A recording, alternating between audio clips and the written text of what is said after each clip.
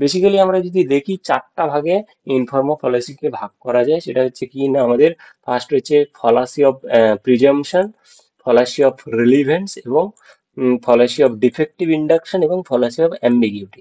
এই চারটার ওপরে বা এই চারটার মধ্যে অনেকগুলো ক্লাসিফিকেশন রয়েছে, সেইগুলো আমরা দেখবো।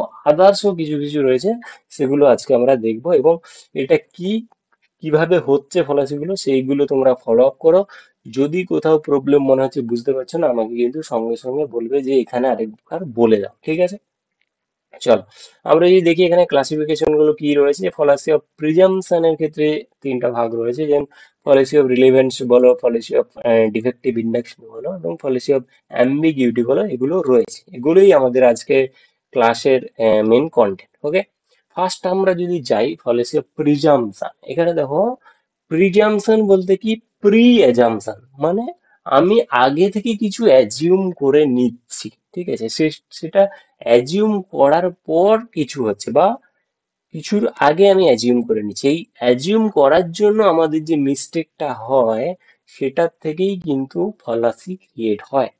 তাই জন্য এটাকে বলা হয়েছে ফলাসি অফ প্রিজাম্পশন। ওকে, এখানে দেখো ডেফিনেশন কি বলেছে, fallacy of presumptions are committed when unnecessary presumption, অর্থাৎ সেটা হতে পারে ভুল, বাট আমি সেটাকে কি করছি না, অ্যাজিউম করে নিচ্ছি। Are made prior to making a argument, অর্থাৎ আর্গুমেন্ট ফর্ম করার আগেই আমি কি করছি না, আমার অ্যাজাম্পশনটাকে ক্রিয়েট করে নিচ্ছি। The premise is already presume to be true without evidence, অর্থাৎ এক্ষেত্রে কি হয়, যে প্রিমাইস গুলো যেগুলো আগে থেকেই অ্যাজিউম করা হয় সেগুলোকে ট্রু মেনে নেওয়া হয়, অর্থাৎ সেগুলো ঠিক। বাট আমার কাছে কোনো এভিডেন্স নেই যে সেগুলো ঠিক হবে কি হবে না। আমার কাছে কোনো এভিডেন্স ছাড়াই আমি অ্যাজিউম করে নিচ্ছি এটা ঠিক, এটা ঠিক, ঠিক আছে? অর্থাৎ ফলেসি অফ প্রিজাম্পশনের ক্ষেত্রে এটাই হয় যে আমরা আগে থেকে কিছু আর্গুমেন্টকে অ্যাজিউম করে নিই এবং সেগুলোকে ট্রু মেনে নিই। এবং সেগুলো যখন ট্রু মেনে নেই, সেটা কি হয়ে যাবে না, লজিক্যালি সেটা ফলস হয়ে যাবে বা লজিক্যালি ইনভ্যালিড হয়ে যাবে। তখন কি করবে না, আমাদের কিছু ফলাসি ক্রিয়েট করবে। সেগুলো কার মধ্যে পড়বে না, আমাদের ফলাসি অফ প্রিজাম্পশন। ওকে, এবারে যে ক্যাটাগরি গুলো আছে সেগুলো আমি যাচ্ছি। এখানে কি বলেছে, ফার্স্ট যেটা রয়েছে দেখো, বেগিং দ্য কোশ্চেন। এই বেগিং দ্য কোশ্চেনকে আরো আলাদা নামে জানা যায়, বা আলাদা নামেও আসতে পারে। তোমাদের এটা ইম্পর্টেন্ট যে এই যেটা আমি করাচ্ছি তার সাথে সাথে অল্টারনেট যে নামগুলো সেগুলোকে তোমাদের জেনে রাখা। যে বেগিং দ্য কোশ্চেন আমি যখন বলছি, তার সাথে কিনা পিটিশো প্রিন্সিপি প্লাস সার্কুলার আর্গুমেন্ট। এক্ষেত্রে কি হয়, এক্ষেত্রে যে পলিসিটা ক্রিয়েট হয়েছে, এখানে কি করে না, সার্কুলার আকারে একটা স্টেটমেন্ট ঘুরতে থাকে, বা সার্কুলার আকারে একটা প্রপোজিশন ক্রিয়েট হতে থাকে, বা সেটা সার্কুলার আকারে চলতে থাকে। কিভাবে আমি জাস্ট বলছি দেখো, যে যখন আমি একটা কোনো কনক্লুশন বললাম, কনক্লুশনের মধ্যে যেটা এসছে সেটা কিন্তু স্টেটমেন্টের অর্ধেকটাই কনক্লুশনে চলে এসছে, এবং কনক্লুশনে যেটা রয়েছে সেটা স্টেটমেন্টে কিছুটা রয়েছে। অর্থাৎ স্টেটমেন্টের মধ্যে যেটা রয়েছে তার অর্ধেক কিছুই কনক্লুশনে চলে এসছে। যে কন্টেন্টের, স্টেটমেন্টের কিছু কন্টেন্ট আমার কনক্লুশনে চলে এসছে, সেটা কি এই সার্কুলার আকারে ঘুরছে। যে content plus conclusion, content plus conclusion, যেটা সার্কুলার আকারে ঘুরতে থাকে। এবার এখানে এজন্য এটাকে বলা হয় রিজনিং ইন সার্কেল। ওকে, অর্থাৎ এই রিজনিংটা সার্কুলার আকারে ঘুরতে থাকে। আমি যদি একটু জাস্ট এক্সাম্পল দিয়ে বলি, এক্সাম্পল দিয়ে আমি যদি বলি, যেখানে দেখো এক্সাম্পল একটু আরো ভালোভাবে এখানে দেয়া রয়েছে। এখানে কি বলেছে, the Bible is true because the Bible says is true, অর্থাৎ বাইবেল সত্যি বলছে বা বাইবেল সত্য, সেটা কে বলছে না, বাইবেলই বলছে, ঠিক আছে? তাই জন্য এটা কি হয়ে যাবে, যে আমার যে স্টেটমেন্টটা রয়েছে সেই স্টেটমেন্টের অর্ধেক জিনিসই কিন্তু সেই কন্টেন্টের মধ্যে চলে এসেছে। এখানে কি বলেছে, অ্যাকর্ডিং টু মাই ব্রেন, আমার ব্রেন বলছে মাই ব্রেন ইজ রিলায়েবল। ওকে, মানে আমি নিজেকে নিজে বলছি রিলায়েবল। তাই জন্য এটা কি হয়ে যাবে না, সার্কুলার আর্গুমেন্ট বা প্রিটিশো প্রিন্সিপল। ওকে, এখানে কি বলেছে, when a person's argument is just repeating what they already assume beforehand, it's not arriving any new conclusion, অর্থাৎ নতুন কিছু কনক্লুশন আসছে না এখানে। এখানে কি বলছে, যেটা সে অ্যাজিউম করেছে সেটাকেই সে সার্কুলার আকারে রিপিট করাচ্ছে। এখানে যদি আরেকটা এক্সাম্পল দেখি, এখানে কি বলছে, Ram is a good student because he spend more time studying. Ram একজন ভালো ছিল, সে বেশি টাইম পড়াতে দেয়, টাইম কাটে। But he spend more time studying because he good student, অর্থাৎ সেটাকেই আবার সে কি করেছে না, রিপিট করে বলেছে, বা সার্কুলার যখন হচ্ছে, যে আবার কনক্লুশন এসছে he spend more time studying because he is a good student. Okay, অর্থাৎ সার্কুলার আকারে সেই স্টেটমেন্ট যেটা দিয়েছিল তার অর্ধেকটা জিনিস কিন্তু কনক্লুশনে চলে এসেছে। সেটাকে হয়ে যাবে কিনা আমাদের বেগিং দ্য কোশ্চেন বা সার্কুলার আর্গুমেন্ট। আরো যদি আমি এখানে একটা এক্সাম্পল দিই, এখানে দেখো সার্কুলার আর্গুমেন্টে কিভাবে জিনিসটা চলছে। এখানে কি বলছে, একটা জাস্ট কোশ্চেন করছে, god exist, why should I believe that, আমি কেন বিশ্বাস করবো যে ভগবান আছেন বা ভগবানের অস্তিত্ব রয়েছে। সেক্ষেত্রে সেখানে কি বলছে, যে সেখানে বলছে because the Bible Sage god is, অর্থাৎ বাইবেলে লেখা রয়েছে যে গড এক্সিস্ট করে। ঠিক আছে, এবার why should Bible anything the Bible says, okay, বাইবেলকে আমি কেন বিশ্বাস করবো, বাইবেলকে কেন আমি বিশ্বাস করতে যাবো, বাইবেলের কথা ঠিক। সেখানে কি বলেছে, because the Bible is the inspired word of God, অর্থাৎ গডই বাইবেল লিখেছে বা গডই যে কথাগুলো বলেছেন সেগুলোই বাইবেলে লেখা আছে, এবং তাই জন্য আমাকে কি করতে হবে না, গডকে বিশ্বাস করতে হবে। তাই জন্য আমাকে ধরে নিতে হবে গড এক্সিস্ট করে। অর্থাৎ একই জিনিস, একই কথা সার্কুলার আকারে এখানে কিন্তু ঘুরছে, তাই জন্য এটা হয়ে যাবে কিনা সার্কুলার রিজনিং বা বেগিং দ্য কোশ্চেন। ওকে, এখানে একটা এক্সাম্পল রয়েছে, দেখো believe in God is universal, আমি যেটা একটা সিঙ্গেল স্টেটমেন্ট রয়েছে, believe in God is universal. Okay, সেখান থেকে যদি আমি কোশ্চেন করি why, because everyone believes in God, অর্থাৎ সেম কথাটাই এখানে রিপিট হচ্ছে। দেখো যে believe in God is universal, then everyone believes in God. Okay, অর্থাৎ এই যে সার্কুলার আকারে যে চলছে স্টেটমেন্ট থেকে কনক্লুশনে, এটাকেই বলা হয়, এই যে ফলাসিটা ক্রিয়েট হচ্ছে এটাকে বলা হয় কিনা আমাদের বেগিং দ্য কোয়েশ্চেন বা। নেক্সট যেটা রয়েছে দেখো ফলাসি of accident. Okay, fallacy of অ্যাক্সিডেন্টে কি বলেছে, যে একটা কোনো টার্মকে বা একটা কোনো জেনারেল বা একটা কোনো ইউনিভার্সাল টার্মকে নিয়ে যখন আমি নেগেটিভলি ইউজ করব। ওকে, এখানে কি বলেছে দেখো, যে this fallacy occurs when general or universal claim is erroneously applied to an individual case which is not probably governed by the general claim, অর্থাৎ জেনারেল ক্লেম বা জেনারেল টার্ম একটা রয়েছে যেটাকে কি করছে নেগেটিভলি একটা পার্টিকুলার কেসে কেউ ইউজ করছে, তখন সেটা কি হয়ে যাবে আমাদের ফলাসি অফ অ্যাক্সিডেন্ট। আমি যদি সিম্পলি বলি এখানে একটা এক্সাম্পল, যে ছুরি দিয়ে কাউকে মারা বা ছুরি দিয়ে কাউকে কাটা হচ্ছে ক্রাইম, বা সেটা খুন করা, যদি কাউকে আমি যদি ছুরি দিয়ে কাউকে খুন করা একটা ক্রাইম, তাহলে আমরা যদি দেখি ডক্টর যারা সার্জন হয় তারা অপারেশন করে, অপারেশন থিয়েটারে তারা কি না ছুরি দিয়ে কাটাকাটি করে, তাই জন্য সেটাও ক্রাইম। অর্থাৎ আমি একটা জেনারেল টার্ম নিয়ে নিচ্ছি, এখানে জেনারেল রুল বলেছে দেখো, যে cutting people with knife is a crime, অর্থাৎ মানুষকে যদি আমি সে ছুরি দিয়ে আঘাত করি বা ছুরি দিয়ে কাউকে খুন করি, যেটা স্টেট করছে সেটা যদি ক্রাইম হয়, ইনকারেক্ট অ্যাপ্লিকেশন ওই জেনারেল স্টেটমেন্টটাকে নিয়ে এসেছে দেখো, যে surgeons use needs to perform surgery so that they should be arrested, অর্থাৎ সার্জন যারা ডক্টর হয় যারা অপারেশন করে তারাও ছুরি দিয়ে কাটাকাটি করে, মানুষের দেহ শরীরকে কাটাকাটি করে, তাহলে তারাও ক্রাইম করছে, তাদেরকেও অ্যারেস্টেড করা হচ্ছে। এই যে টার্ম গুলো চলে আসছে, অর্থাৎ একটা জেনারেল টার্ম যেটা পজিটিভ ছিল, যেটা একটা আলাদা ভাবে ইউজ করা হতো, সেটাকে নিয়ে এসছে একটা নেগেটিভ জায়গাতে, সেটা কি করছে অ্যাপ্লাই করা হচ্ছে একটা পার্টিকুলার কেসে অ্যাপ্লাই করা হচ্ছে, যেটা কিনা রং ওয়েতে নেগেটিভ ওয়েতে, তখন সেটা কি হয়ে যাবে ফলাসি অফ অ্যাক্সিডেন্ট। ওকে, কি না এখানে জেনারেল অর ইউনিভার্সাল ক্লেমটাকে কি করা হয় না আমাদের কোন একটা ইন্ডিভিজুয়াল বা পার্টিকুলার কেসে ইউজ করা হয়, যেরকম এই এক্সাম্পলে হচ্ছে। Okay, fallacy of accident. Okay, next কি বলেছে, কমপ্লেক্স কোশ্চেন বা লোডেড কোশ্চেন আমি বলতে পারি।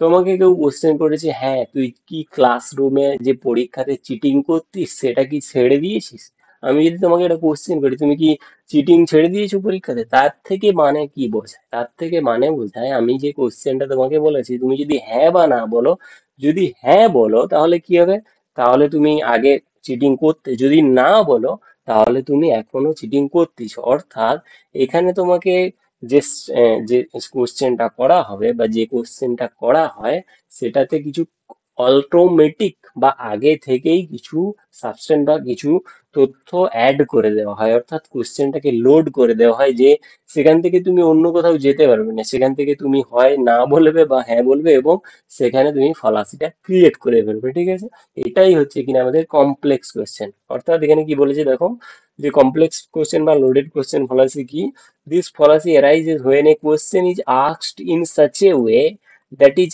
assumed or presupposes the trust or some fact hidden in it, অর্থাৎ এর মধ্যে কিছু অল্টারনেট জিনিসকে কি করেছে না সে ঢুকিয়ে রেখেছে, সেখান থেকেই তোমাকে অ্যান্সারটা চেয়ে নেবে সে বা বের করে নেবে। এখানে কি বলছে, in this policy often a single question is asked but two or three questions are worked up in it, অর্থাৎ একটা কোশ্চেন তোমাকে জিজ্ঞেস করে কিন্তু তার মধ্যে অটোমেটিক বা আগে থেকেই অনেকগুলো কোশ্চেন সেখানে লোড করে রেখে দিয়েছে, ঠিক আছে। সেটাই হচ্ছে কি আমাদের কমপ্লেক্স কোশ্চেন। যদি এখানে আমি বলি যে have you stop being careless with your work, তুমি কি স্টপ করেছো তুমি যে আগে কাজে কেয়ারলেস ছিলে? তুমি যদি বলো হ্যাঁ তাহলে তুমি আগে ছিলে, তুমি যদি বলো না তাহলে তুমি অলরেডি কেয়ারলেস রয়েছো, ঠিক আছে। সেটাই এখানে বলা হয়েছে যে লোডেড কোশ্চেন ফলাসি। আর একটু আমি যদি ভালো করে এখানে এক্সাম্পল দেখি, দেখো দুটো এক্সাম্পল রয়েছে সিম্পল, যে have you stopped beating your wife, তুমি কি তোমার আহ, স্ত্রীকে মারধর করা বন্ধ করে দিয়েছো? যদি বলো হ্যাঁ তাহলে তুমি আগে নিশ্চয়ই মারধর করতে, যদি বলো না তাহলে তুমি এখনো করছো। অর্থাৎ এখান থেকে অলরেডি তুমি যেদিকে যাবে সেদিকেই কিন্তু অলরেডি তোমাকে কোশ্চেনটা যে করেছে সেটা লোড করে দিয়েছে, যে এর বাইরে তুমি যেতে পারবে না বা ওটাই তোমাকে আসতে হবে, ঠিক আছে। নেক্সট যদি আরেকটা আরো ভালো দেখি, যে have you stop cheating on exam, তুমি কি এক্সামে চিটিং করাটা বন্ধ করেছো? যদি না করে থাকো, যদি না বলো তাহলে তুমি অলরেডি চিটিং করতেছো, আর যদি বলো হ্যাঁ তাহলে কি না তুমি আগে করতে, ঠিক আছে। এটা হচ্ছে কি না আমাদের যে এক্সাম্পল, এগুলো হচ্ছে আমাদের কমপ্লেক্স কোশ্চেন বা লোডেড কোশ্চেন ফলাসি, যেগুলো কার আন্ডারে রয়েছে, আমাদের যে ফার্স্ট যেটা রয়েছে আমাদের যে ফলাসি অফ প্রিজাম্পশন বা অ্যাজিউম করে নেওয়া, তার আন্ডারে রয়েছে, ঠিক আছে। আচ্ছা নেক্সট কি রয়েছে দেখি, নেক্সট রয়েছে ফলাসি অফ রিলিভেন্স।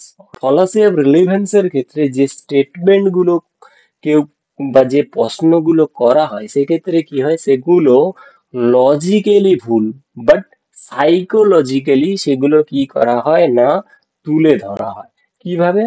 তুমি যদি ইমোশনালি, তুমি যদি সিম্প্যাথি ভাবে কোনো কিছু কাজ করিয়ে নিতে চাও, ঠিক আছে, তুমি পরীক্ষায় পাস করোনি, তুমি সেখানে স্যারকে বলছো স্যার আমার বাড়িতে প্রচুর টাকার অভাব, আমার বাবা মা খেটে খায় গরিব, আমাকে পাস করিয়ে দিন, বাট এটা তো লজিক্যালি ঠিক না।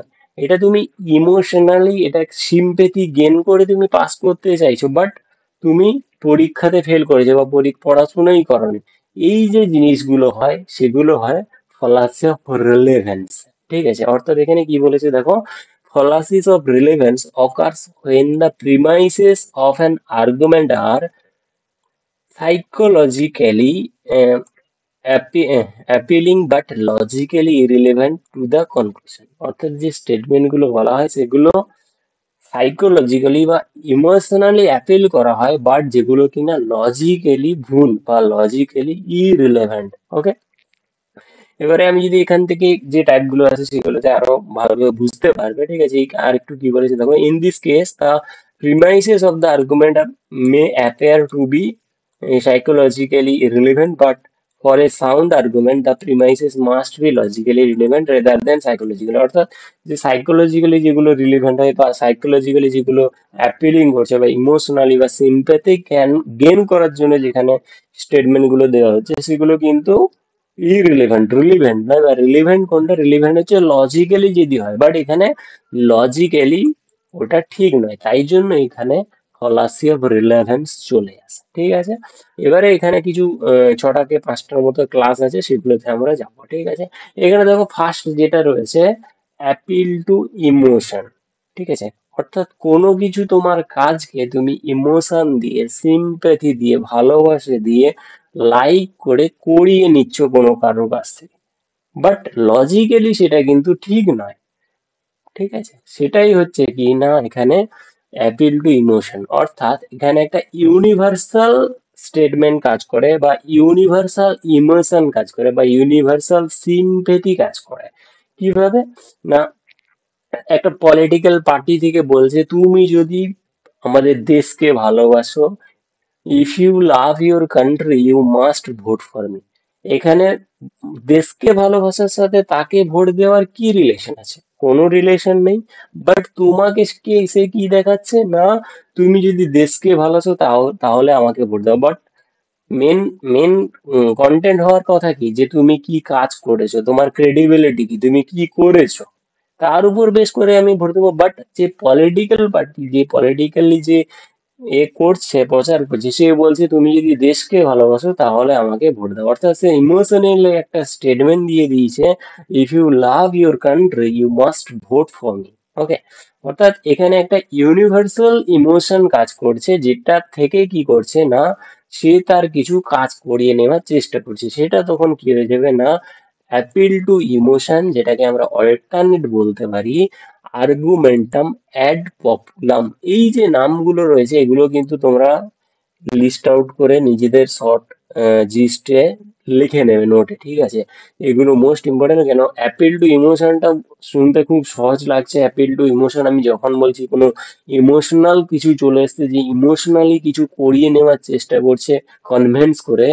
বাট যখন আর্গুমেন্টাম অ্যাড পপুলাম চলে আসবে তখন তোমার ওই ইমোশনাল কথাটা মাথায় আসবে না, তখন কিন্তু অল্টারনেট অন্য কিছু চলে আসতে হবে। তাই জন্য বলছি যে অল্টারনেট নামগুলো সেগুলো কিন্তু তোমার মাথায় রাখতে হবে, ঠিক আছে?